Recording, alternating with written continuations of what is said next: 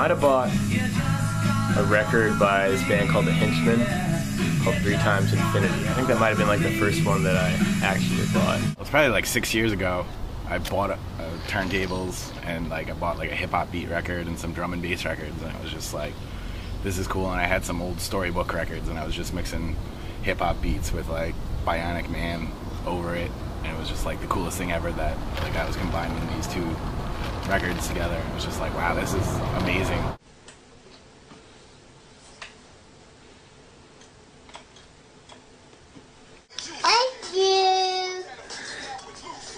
I think my first record I actually got, I was like 12 and I got We're Not Gonna Take It by Twisted Sister. I think that was my first record, and I had a little Fisher-Price record player that I would sit and listen to it over and over again. Make myself mixtapes, you know, you put the tape recorder up and you record these, you don't get any bleed. I think my first record actually that I bought was Journey, Escape. That was in the 80s. Then I remember buying Run DMC, King of Rock, and watching, what was the name of that show? The Box. We used to call up and actually request songs on TV, and they would play them. So then we learned about DJing and scratching. So what we would do is we take this thing here and we put it here. We didn't really know. We had like we didn't have a DJ turntable, so we put a piece of paper underneath and just, you know, scratch any record we could. My first record I ever bought, Mobb Deep, Shook Ones. So my first record in hip hop was basically Chris the Glove Taylor, Reckless. Big Ice-T fan, still collecting his stuff. My first 45 was Kumo D's LL Cool J disc, Let's Go. Still love that record. Oh yeah, I know what it was. It was like a circulation, it was a house record, like a really bad prog house record. It was a circulation turquoise or purple, I don't know what it was, but like yeah, I got that at Sky High Records, how many years ago? Up in Syracuse. You know, it was just like a skate shop. That's when I first started DJing. 10 years ago or something. Sharon Lois and Bram or Graham, whatever the fuck, motherfuckers, the elephant and shit.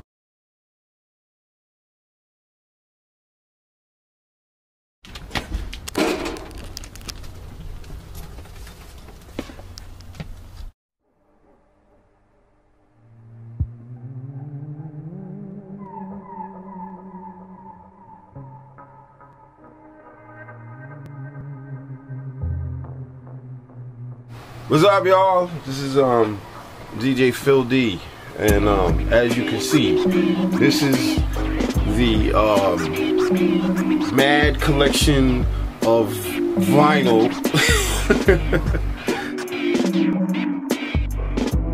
I used to be the manager of Dance Tracks Records when they had records.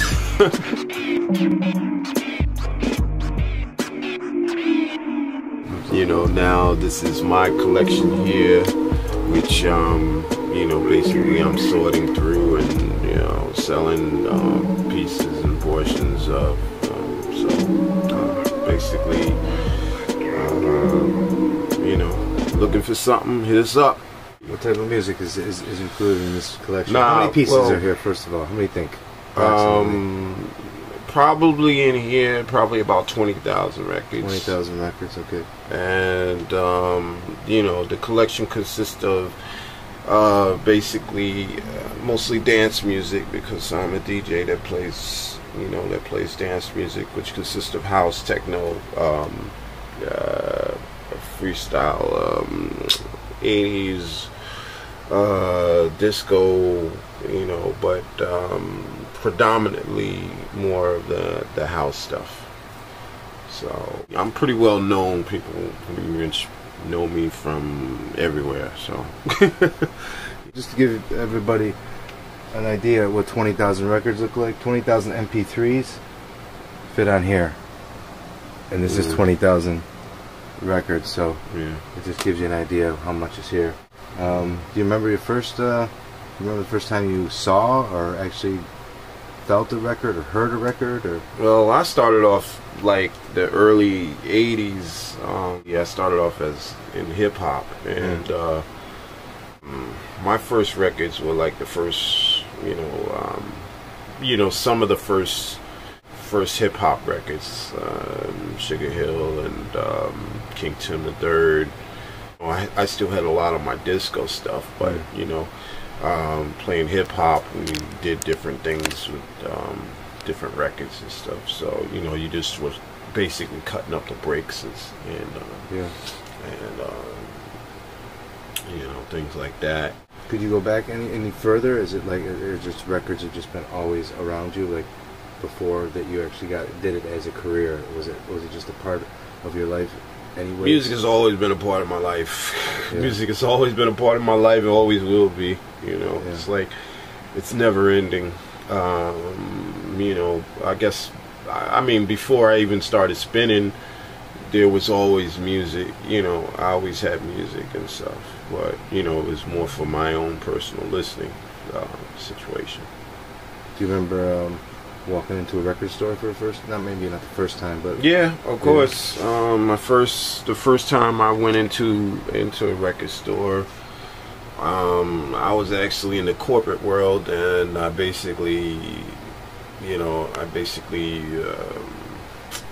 was working, regular 9-to-5 type situation, and I got interested in it because I love music, and kind of inquired, and finally something came through, and it said, hey, we do have a position open here, and we like you, and so basically they put me on, and that was Downtown Records, the first location. And, I think it was like 22nd Street and 22nd and 6th Avenue, New York. And then from there they moved the location to another location, like 25th Street, a little bit up the way. But and I stayed there for a little while. Then after that, I was offered the job as manager at Dance Tracks Record. And then from there, I basically went to, I worked for a label, Jelly Bean Recordings, for about 3 years. And, that was kind of cool. It was a little bit different situation. A part-time position at Discorama. Just to kind of supplement things, and worked for their record department and CD department. Then they ended up closing down the shop that I was working at there. Would you be interested in opening your own record store someday? Or do you I wouldn't open a record store, basically. If it was possible, if it came back, would you want to be a? Well, if it came back, then yeah. If I still had what I have, and people did, if there was a demand for it, of course, I would go ahead and look into something like that. But right now, it just seems like there's not a big demand for the vinyl. The main source of like anybody really looking for vinyl seems like Detroit and maybe Chicago, but everybody else is playing, using their laptops and playing CDs. So that's kind of how the digital world has pushed the vinyl out. But most people I talk to, they really love the warmth and the sound of vinyl. So.